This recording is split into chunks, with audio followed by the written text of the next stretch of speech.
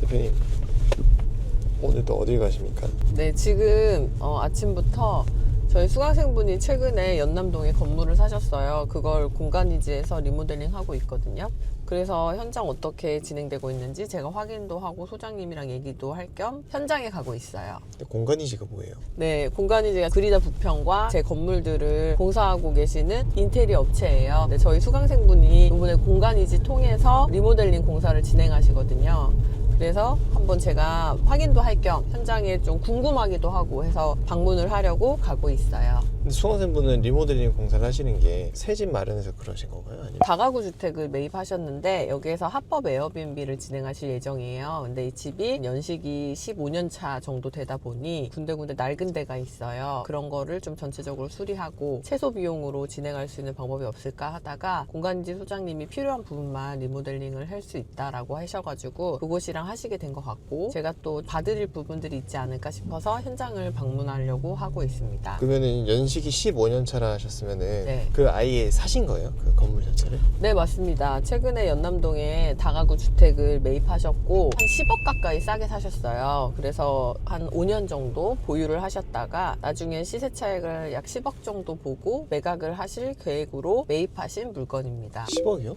네, 10억이요. 연남동에서 10억 가까이 싸게 내놓는 이유가 있어요? 원래는 약 40억 정도 현재 시세가 하는 건물인데요. 이 건물을 28억에 매입을 하실 수 있었어요. 당장 매도는 하지 않고 여기에서 거주하시면서 에어비앤비를 돌리면서 이자를 납입을 하시고 기다렸다가 나중에 시세 차익을 약 10억 정도 보고 매각을 하실 예정이세요. 그런데 그 사이에 시세가 추가로 오르게 되면 더 많은 시세 차익이 있을 수 있겠죠. 그래서 정말 잘 산 건물이다 이렇게 생각을 하고 있습니다. 그러면은 10억이면은 아예 지금 확정된 수익인 거잖아요. 네. 근데 이걸 보시는 분들은 뭐 사기쳤냐 또 무슨 이상한 짓거리 했을 거다라고 생각하시는 분들이 있을 것 같아요. 솔직히 네. 누가 건물을 10억을 싸게 사니까 네. 혹시 어떻게 싸게 샀는지 좀 풀을 수 있나요? 최근에 갑자기 또 법이 개정돼가지고 기회였던 것 중에 하나인데 다가구 주택을 매입을 하시려고 하시는 분들 중에서 근생으로 바꿔서 매수를 하시려는 분들이 많아요. 왜냐하면 다가구 주택 같은 경우는 주거용이다 보니 취득세가 중과가 되잖아요. 그래서 주택이 없거나 아니면 1주택인 상태에서 그 주택을 매각해야지만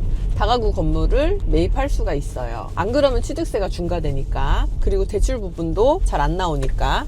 그런데 이분 같은 경우는 이미 주택이 하나밖에 없고 그 주택을 처분하고 이 다가구로 입주를 할 예정이었던 거예요. 그러니까 다가구를 주택 상태로 매입해도 상관이 없는 거죠. 근데 대부분은 주택을 근생으로 바꿔서 갖고 오시길 원해요. 그러면 이 주택에 거주했던 매도자 입장에서는 비과세 혜택을 볼 수가 없거든요. 파는 사람 입장에서는 되게 불리한 거예요. 그래서 대부분 다가구 주택으로만 팔기를 원하시죠.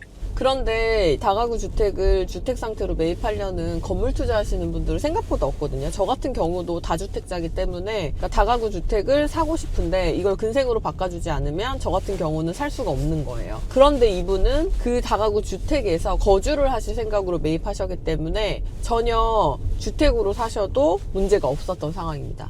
중요한 건 저희가 1월 달에 등기를 쳤어요. 얘가 원래 40억으로 나왔는데 다가구 주택 상태에서 매수를 하실 분을 못 찾고 가격이 점점점 떨어져서 결국은 30억까지 떨어졌고 마지막에 추가로 저희가 2억 정도를 깎으면서 28억에 매수를 할 수 있게 됐습니다. 그런데 여기서 중요한 건 2월 달에 법이 바뀌어요. 바뀌면서 방금 제가 얘기했던 다가구 주택을 근생으로 바꿔서 매도하게 됐을 때 비과세 혜택이 없어진다고 했잖아요. 비과세 혜택이 유지되는 걸로 바뀌었어요. 그러니까 우리 수강생분 같은 경우는 이 이유로 싸게 살 수 있었는데 건물을 매입하고 나서 보니까 법이 바뀌어서 원래 이 주인이 이렇게 급하게 팔 필요가 없었던 게 되는 거죠. 만약에 한 달만 딱 기다렸다면 비과세 혜택도 보고 근생으로도 바꿔줘도 되는 상황이었던 거예요. 그래서 25년 2월부터 이게 가능하다고 하니 혹시 다가구 주택을 판매하시려고 하시는 분들은 근생으로 변경해서 판매해도 되니까 꼭 참고하셨으면 좋겠습니다. 근데 건물 파신 분은 배가 많이 아프시겠네요. 그러니까요. 저희가 이거 발표하자마자 전화해가지고 이게 무슨 운이냐고 난리도 아니었었어요. 저희들끼리는. 근데 이제 파신 분들 입장에서는 조금 속상할 수 있겠죠. 그러나 뭐 작년부터 이미 계약을 했던 물건인 거고 저희가 갑자기 계약한 건 아니었고 또 이렇게 법이 바뀔 줄 누가 알았겠습니까? 그러니까 사실상 벨룸 대리라고 될 사람은 되나 봅니다. 주택에서 근생 네. 건물로 바꾸는 게 그렇게 힘든 일인가요? 10억 가까이 손해보면서 세금을 네. 얼마나 때려맞길래 그런 거예요? 이게 용도를 변경하는 건 하나도 안 힘든데 이제 비과세 혜택, 세금을 더 많이 내게 되는 거죠. 그래서 집을 파는 사람 입장에서는 다가구 주택으로 팔고 싶어 하고, 사는 사람들은 이미 나는 다주택자이기 때문에 주택으로 사는 것보다는 근생 건물로 사고 싶어 하고, 이런 것 때문에 건물을 매각을 못 하시는 분들도 많았는데 이번에 기회가 좀 생길 것 같습니다. 이 매입하신 분은 주택으로 40억을 찍을 수 있는 거잖아요. 그러면 근생 건물로 바꾸게 되면 훨씬 더 오를 여지가 있겠네요. 그쵸. 이거는 얼마 주고 사셨어요? 40억 가까운 시세인 물건을 28억에 사셨습니다. 자본금은 얼마나 들어갔어요? 본인 자본금 5억 정도로 매입을 하셨습니다. 5억으로 10억을 번 거네요. 그쵸. 5억으로 10억을 버셨습니다. 그리고 본인 사는 집도 해결이 되셨죠. 그러면 도착했으니까 한번 내부를 봐보도록 하겠습니다. 당근. 네, 여기는 총 3층 다가구고 1층, 2층, 3층 이렇게 3세대가 있어요. 근데 전체 리모델링을 하려고 하면 너무 비용이 많이 들어가서 저희의 목표는 약 2천만 원으로 3세대를 다 리모델링하고 약 500에서 1000만 원 정도로 에어비앤비 세팅까지 완료하는 게 목표입니다. 그래서 약 3천만 원의 기적이라고, 그 정도의 돈으로 완전 새로운 에어비앤비로 탄생시키는 게 목표예요. 그래, 근데 네. 기자재 놓는 게 1,000만 원이진 거잖아요. 네. 근데 인테리어 비용 어떻게 그 2배가 밖에 안 되는 2천만 원만 쓸 수 있어요? 정말 대단한 거죠. 사실은 여기 같은 경우는 평수가 그래도 한 20평 정도 나오고 2층, 3층 같은 경우는 40평이 넘거든요. 정말 필요한 부분만 공사를 통해 가지고 저렴하게 진행을 하려고 합니다. 근데 이 저렴하게 지낼 수 있었던 이유가 어느 정도 이게 수리가 돼 있어서 그런 거예요? 아니요, 전혀 수리는 안 돼 있었고, 공간이지 소장님과 저희 홈스타일링 코칭하고 계시는 전문 강사님이 두 분 다 방문을 하셨어요. 그래서 필요한 부분만 딱 공사를 하게끔 뽑아냈고, 그 이후에 부족한 부분은 홈스타일링으로 채우기로 했습니다. 그 홈스타일링을 채운다는 게 구체적으로 어떤 걸 말하는 거예요? 조금 부족한 부분을 공사를 해서 투자하는 것보다는 홈스타일링이라는 인테리어 소품이라든지 커튼이라든지 블라인드를 이용해서 인테리어 효과를 주는 방법으로 해보기로 했어요. 그럼 공간을 한번 좀 둘러보도록 하겠습니다. 안녕하세요. 네. 저희 소장님 오셨는데, 소장님은 여기저기 다 하시나 봐요. 그러게 요새 너무 바빠가지고 왔다 갔다 너무 힘드네요. 어떻게 이렇게 작은 공사도 진행을 하시네요? 아, 저 원래 이렇게 작은 건 안 하는데 네. 당구자파님이 부탁하셔가지고 네. 하게 됐어요. 평소에는 그러면 어떤 인테리어를 주로 하시죠? 평소 때는 부분 공사는 안 하고 네. 올 리모델링 공사만 하게 되는데, 이런 부분 공사는 차라리 그냥 동네 작은 인테리어 회사에서 하시는 게 더 저렴할 수 있어가지고 저는 손을 대지 않는데 당구자파님이 해달라고 네, 제가 하셔가지고 부탁을 좀 드려가지고 이번에 이렇게 진행을 하게 됐습니다. 그럼 1층은 어떤 부분을 손대고 어떤 부분 공사하는지 한번 같이 봐주실 수 있나요? 1층은 기본적으로 몰딩이나 문틀이나 문은 필름이 되어 있었어요. 네, 그리고 네. 상판 빼고 상하부장은 필름이 발라져 있어서 1층은 욕실에 타일 교체하고 상판 교체만 할 예정입니다. 아, 네, 여기 심플하게 진행을 하네요. 그리고 여기는 지금 싱크대 상판이 없어요, 진짜로. 아, 네. 이거는 명절 지나고 위에 상판이 오는군요.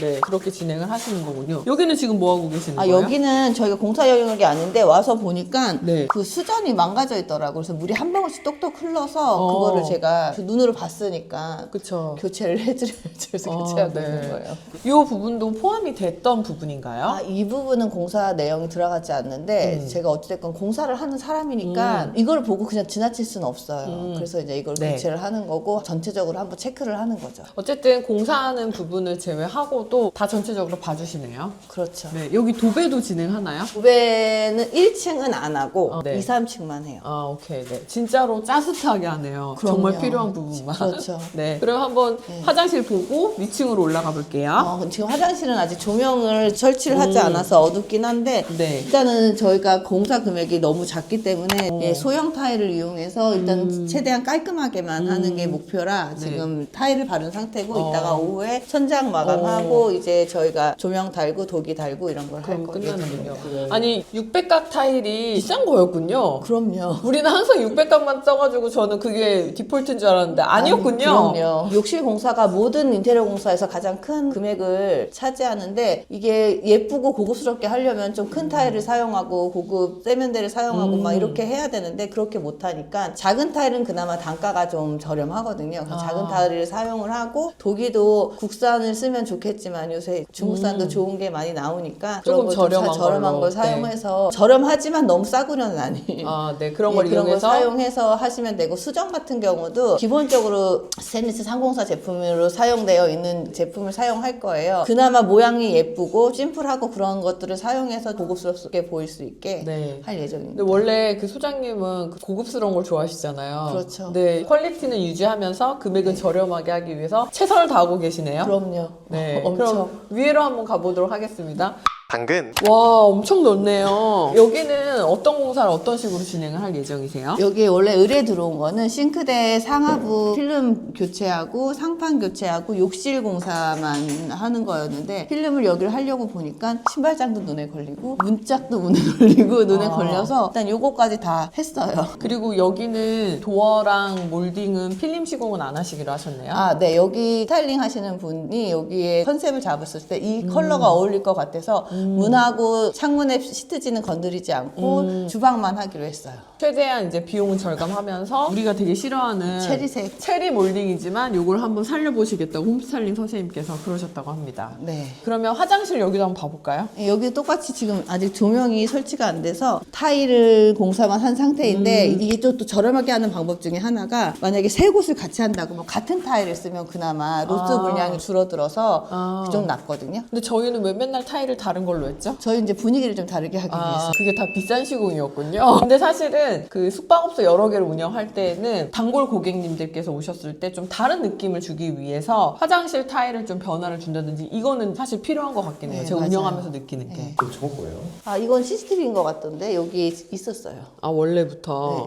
네. 네. 이제 나중에 정리하시겠죠? 네, 그러면 여기도 이제 도배랑 장판을 도배를 하나요? 바닥은 하지 않아요. 그래서 안 해도 바닥을 돼요? 다 보양을 해놓은 상태인 거고 네. 지금 천장하고 벽 도배지만 교체할 교체를 합니다. 예정입니다. 네, 좋습니다. 그리고 싱크대도 시트지를 시공을 하고 그리고 상판을 새로 올리고. 네. 이 네. 불 좀 켜볼까요? 이 이게 정도- 지금 엄청 되게 심각한 상태였는데 네. 저희가 다 샌딩을 다 해가지고 필름을 깨끗하게 해놓은 거고 상판 올리고 나서 네. 이 문들이 지금 좀 이상하게 달려져 있어서 안 맞아요. 그거를 다 조정을 할 예정이에요. 되게 큰 공사를 그래도 나름 되게 저렴한 비용으로 진행하시는 느낌이에요. 제가 얼마나 업체들을 그러니까 대단하신 것 같아요. 원래는 이 상태였던 거예요. 이렇게 얼룩 맞아요. 있고 찌든 때 있고 이랬던 상태였던 거죠. 그러니까 공간이지 소장님이 대형 공사만 하는 줄 알았는데 이렇게 홈 스타일링이 필요로 하는 다가구 주택도 한다. 여기에 좀 지금 놀래고 있습니다. 저도 놀라워요. 여기는 방이 총 3개네요. 네, 여기 방이 3개이더라고요. 꼭 아파트 같이 안방에도 화장실이 있는 것 같아요. 네, 그 안방은 근데 공사 내용에서 빠졌어요. 근데 이 부분도 제가 알기로는 처음에 저희 수강생분이 하겠다고 하셨는데 네. 홈스타일 선생님이 저 정도의 상태는 홈스타일링으로 충분히 커버할 수가 있다. 인테리어 공사를 필요로 하지 않는다라고 하셔서 아마 나중에 세면대만 교체하는 걸로.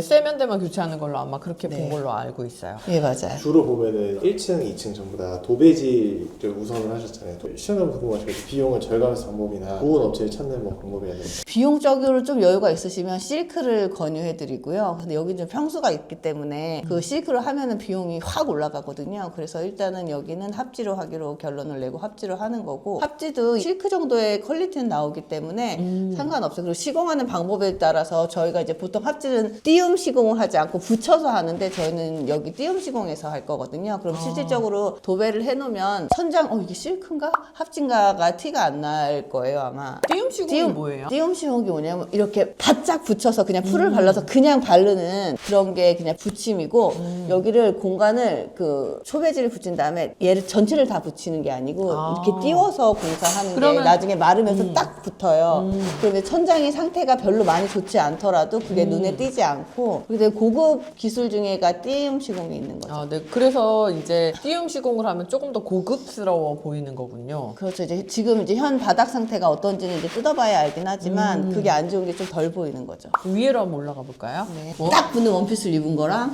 홈웨어 입은 거랑의 차이. 지금 이게 아직 안 붙인 거죠? 네, 아직 안 아직 안 붙인 붙인 거예요. 거예요. 지금 조명이 노란 불빛이라 잘 안 보이는데 여기 지금 다 얼룩이 막 다 붙어 있거든요. 그러니까 자세히 안 보이는데 실제로는 얼룩이 되게 많아요. 여기는 3층이고 3층도 똑같은 시공을 진행하나요? 예, 맞아요. 2층과 같이 싱크대하고 욕실만 공사를 하는데 똑같이 신발장하고 문은 붙였죠.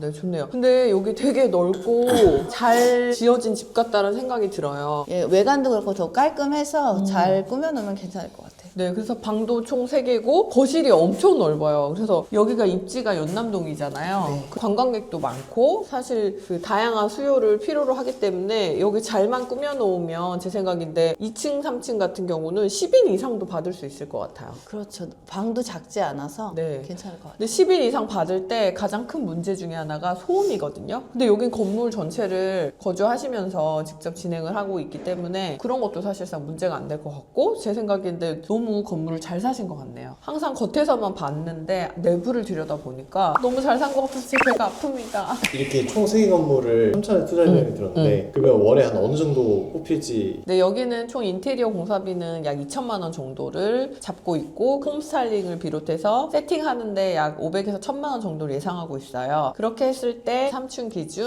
월 500에서 600만 원 정도의 순수익이 나오지 않을까 그렇게 예상하고 있고 1층은 조금 작아서 순수익 기준 약 300에서 400만 원 정도, 그러니까 한 달에 1,500에서 1,800만 원 정도의 순수익을 예상하고 있습니다. 한 달에 여기서 1,800만 원이면은 건물 네. 이자 다 내고 해도 1,800이 남는 건가요? 거기에서 이제 건물 이자를 내고 나면 많이 남게 됐을 때는 400에서 한 800만 원 정도의 순수익이 남을 것 같아요. 월에 400에서 800만 원의 현금을이 만들어지고 이미 돈으로는 10억 이상의 그걸 봤으니까 충분히 해볼 만하네요. 네, 맞습니다. 그리고 매도했을 때 시세 차익이 10억 정도가 남는 게 맞고요. 그리고 여기서 거주까지 하시니까 거주도 해결되니까 사실은 이만한 건물이 없죠. 그리고 입지가 너무 좋기 때문에 시세가 올라가면 올라갔지 떨어질 일도 없거든요. 그래서 진짜 잘 사셨다는 생각이 듭니다. 근데 사람들은 왜 안 할까요? 이렇게 좋은 거를. 사실 이렇게 좋은 물건이 나오기가 쉽지가 않아요. 제가 다주택자가 아니었으면 제가 아마 매입을 했었을 것 같고 저 같은 경우도 이걸 진짜 고민을 하다가 저희 수강생분께 추천을 드린 거거든요. 그래서 사실상 좋은 물건을 만나기가 쉽지가 않고요. 그리고 이런 좋은 물건이 나온다고 하더라도 빠르게 결정해서 계약까지 하시는 분들은 많지가 않은데 빠른 선택을 잘 하신 것 같습니다. 이 영상 본 누군가는 좋은 기회가 올 때까지 기다려야겠지라는 생각하실 거 아니에요. 네. 그러면은 그 전에 준비를 해둬야 되거나 하는 게 있을까요? 일단 돈을 준비하셔야 될 것 같습니다. 빠르게 잔금을 쏠 수 있고 계약을 하실 수 있는 돈이 필요하고, 그리고 여기 수강생분도 저희 에어비앤비 3기 수강생분이시거든요. 그래서 에어비앤비도 일단 하실 수 있는 상태였고 부동산 경매랑 그리고 모텔 소액 투자도 저한테 배우신 상태였기 때문에 이런 전체적인 흐름을 다 알고 계신 상태였어요. 그래서 제 생각에는 일단 돈이 준비가 됐다면 본인이 준비가 되는 게 중요할 것 같습니다. 근데 다들 이제 건물을 사고 임대를 주는 데만 좀 뭔가 포커스가 되어 있으신 것 같은데 이렇게 직접 운영을 통해서 더 높은 수익률을 만들 수도 있고 공실이라든지 임대를 어떻게 빼는 거에 대한 고민도 안 하실 수 있으니까 저는 건물을 산다 그리고 어떻게 관리하지를 넘어서서 직접 운영하는 것도 한번 해보시면 좋겠다라고 생각을 드려요. 왜냐하면 다들 건물주라고 하면 그냥 돈이 벌리는 줄 아는데 건물은 절대 사는 데서 끝나지가 않거든요. 하면 그때부터가 시작이에요. 근데 본인이 직접 이렇게 운영을 해서 수익을 만들 수가 있다라고 하면 더 큰 기회가 생길 수밖에 없습니다. 네, 그럼 여기 완성되면 다시 찾아와서 한번 현장을 확인해 보도록 하겠습니다. 네, 마지막으로 소장님 고생하시는데 한 말씀 해주십시오. 뭐 제가 이렇게 저렴한 공사는 솔직히 처음이거든요. 네. 처음이긴 하지만 이렇게 잘해서 다른 수강생분 분들도 도와달라고 하시면 열심히 한번 도와보겠습니다. 네. 이 정도 규모 공사면 며칠 정도 걸려요? 지금 저희가 총 공사하는 날수 저희 양생기가 이런 거 포함해서 한 2주면 되는데 저희가 중간에 설이 연휴가 껴가지고 저희가 설 연휴 끝나자마자 바로 그 다음 주에 이제 마감이 될 예정입니다. 네. 근데 또 하나 궁금한 게 있어요. 공사를 진행한다는 게 어쨌든 의뢰하는 사람이 어느 정도까지만 터치를 하면 되는지도 좀 궁금해요. 고객분이 확고한 스타일이 있으시면 그 스타일에 맞춰서 공사를 하고 공사는 그냥 건물주분의 스타일에 맞춰서 하는 거기 때문에 그 원하시는 니즈에 맞춰서 저희가 공사를 해드리는 거예요. 예, 근데 그 와중에 이제 저희가 이제 제안을 해드리긴 하지만 그래도 가장 중요한 건 사람들마다 본인의 니즈가 있거든요. 이거 꼭 하고 싶다는 그런 것들은 대부분 제가 들어주려고 노력을 하고 있어요. 그리고 네. 이 체리슨 몰딩도 그분의 니즈인가요? 아 그건 아니고 저는 다 바꿨으면 좋겠는데 스타일링 하시는 분들이 살려보시겠다고 하셔가지고 네. 일단은 저도 알겠다고. 이 체리색 몰딩을 어떻게 살리는지 홈스타일링으로 한번 예. 기대해 보도록 하겠습니다. 감사합니다.